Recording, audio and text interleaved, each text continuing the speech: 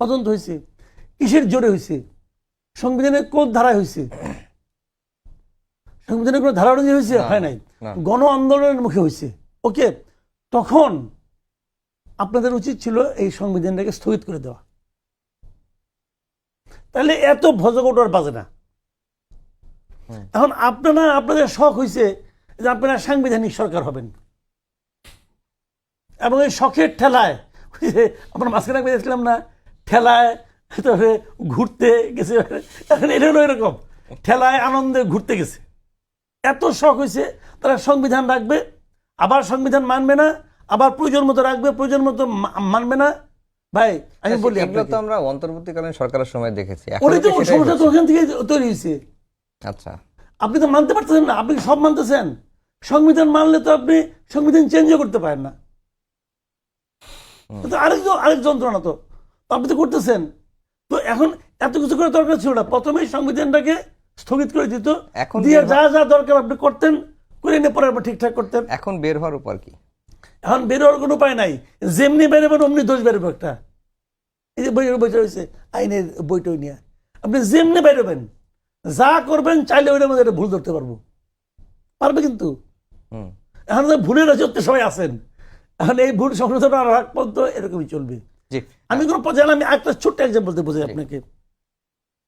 প্রথমে কালকে সংসদের প্রথম আলোচনাটা অধিবেশন সভাপতিগুলোকে খন্দকার মোশাররফ হোসেন, ওনার তো করার কথা ছিল না সংবিধান অনুযায়ী। এবং নর্মালি কি করতে হয়, আগে সংসদের যিনি স্পিকার উনি, আমি বলবেন স্পিকার পদত্যাগ করছে, হ্যাঁ করছে। আবার স্পিকারের পদত্যাগের মধ্যে লেখা আছে যে ৭৩-২ পদত্যাগ করছে সে, ওটার মধ্যে লেখা আছে ৬, দেখেন ৭৩-৬ লেখা আছে যে যতক্ষণ পর্যন্ত নাকি সে নতুন স্পিকারের কাছে দায়িত্ব না দিবে ততক্ষণ পর্যন্ত উনি বহাল আছেন বলে গণ্য হবে। আপনি কি করবেন? আপনি করবেন নাকি? তাহলে উনি তো বহাল আছেন, ওনাকে নিয়ে আসেন। আচ্ছা, ওনাকে তো পাওয়া যাচ্ছে না, কে বলছে পাওয়া যাচ্ছে না? রাষ্ট্র সরকারকে একবারও বলছে যে শিরিন শারমিন চৌধুরী হাওয়া হয়ে গেছে? শিরিন শারমিন চৌধুরী তো ক্যান্টনমেন্টে ছিলেন, তো ক্যান্টনমেন্ট থেকে বেরিয়ে আসার পর উনি কোথায় গেলেন?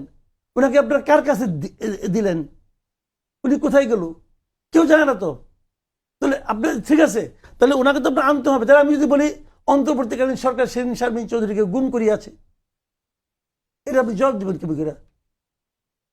যদি আমি অন্তর্বর্তীকালীন সরকারের কাছে, তো ভাই শিরিন শারমিন চৌধুরী তো আমার মতো এলেবেলে কেউ না, সেটা ভিআইপি লোক। তো তাকে নাই হয়ে গেল কেমন করে? তাকে আনতেন। আচ্ছা, সে নাই, ডেপুটি স্পিকারকে আনেন। ডেপুটি স্পিকার কোথায়? কারাগারে। উনি কি কনভিক্টেড না? তো ওনাকে আমি জামিন দিয়ে নিয়ে আসেন। ভাই কয়েকটা মিনিট। এখন যদি কেউ বলে আপনি এটা করে তো বেআইনি কাজ করছেন, হ্যাঁ করছেন।